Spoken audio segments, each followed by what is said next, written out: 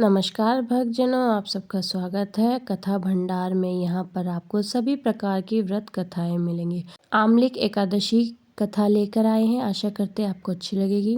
राजा मधानता बोले कि हे वरिष्ठ जी, यदि आप मुझ पर कृपा करें तो किसी ऐसे व्रत की कथा कहिए जिससे मेरा कल्याण हो।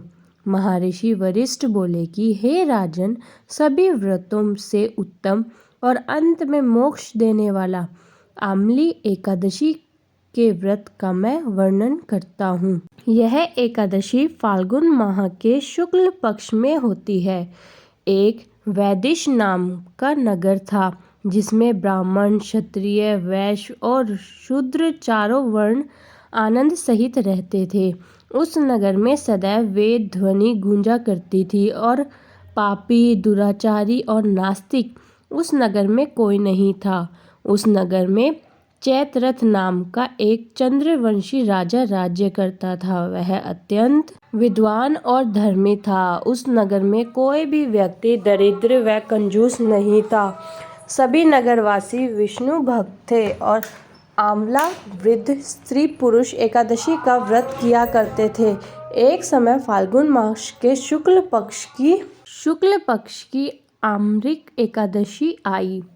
उस दिन राजा, प्रजा और बाल वृद्धा सबने हर्षपूर्वक व्रत किया। राजा अपनी प्रजा के साथ मंदिर में जाकर पूर्ण कुंभ स्थापित करके धूप, दीप, नैवेद्य, पंचामृत आदि से धात्री आंवले का पूजन करने लगे और इस प्रकार स्तुति करने लगे। हे धात्री, तुम ब्राह्मण स्वरूप हो, तुम ब्रह्मा जी द्वारा उत्पन्न हुई हो और समस्त पापों का नाश करने वाले हो। तुमको नमस्कार है। अब तुम मेरा अर्घ्य स्वीकार करो। तुम श्री रामचंद्र जी द्वारा सम्मानित हो। मैं आपकी प्रार्थना करता हूँ अतः आप मेरे समस्त पापों का नाश करो। उस मंदिर में सब ने रात्रि को जागरण किया। रात के समय वहाँ एक बहेलिया आया जो अत्यंत पापी और दुराचारी था। वह अपने कुटुंब का पालन जीव हत्या करके किया करता था। भूख और प्यास से अत्यंत व्याकुल वह भेलिया इस जागरण को देखने के लिए मंदिर के एक कोने में बैठ गया। विष्णु भगवान और एकादशी महत्व की कथा सुनने लगा। इस प्रकार अन्य मनुष्य की भांति उसने भी सारी रात जागरण में बिता दी। प्रातःकाल होते ही सब लोग अपने घर चले गए और तो बहेलिया भी अपने घर चला गया। घर जाकर उसने भोजन किया। कुछ समय बीतने के पश्चात वह बहेलिये की मृत्यु हो गई। मगर उस आमलिक एकादशी के व्रत तथा जागरण में उसने राजा विदुरथ के घर जन्म लिया और उसका नाम वसुरथ रखा गया। युवा होने पर वह चतुर्गिनी सेना के सहित और धन धान्य से युक्त होकर 10,000 गांवों का पालन करने लगा।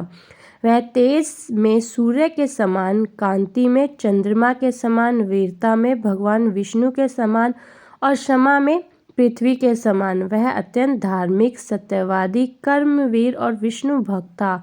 वह प्रजा का सम्मान भाव से पालन करता था। दान देना उसका नित्य कर्तव्य था।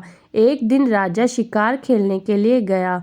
देवयोग से वह मार्ग भूल गया और दिशा ज्ञान न रहने के कारण उसी वन में एक वृक्ष के नीचे सो गया। थोड़ी देर बाद पहाड़ी मलेच्छा वहां पर आ गया और राजा को अकेला देखकर मारो मारो शब्द कहने लगा। राजा की ओर दौड़े।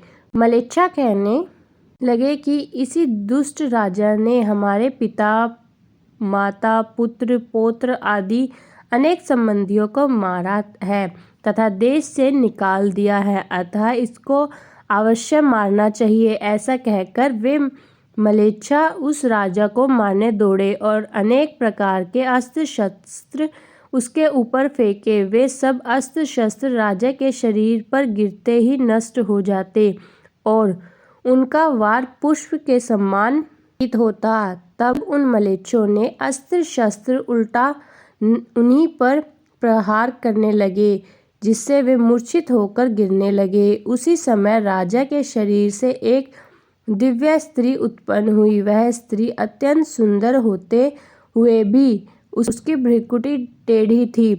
उसकी आंख से लाल लाल अग्नि निकल रही थी, जिससे वह दूसरे काल के समान प्रतीत होती थी।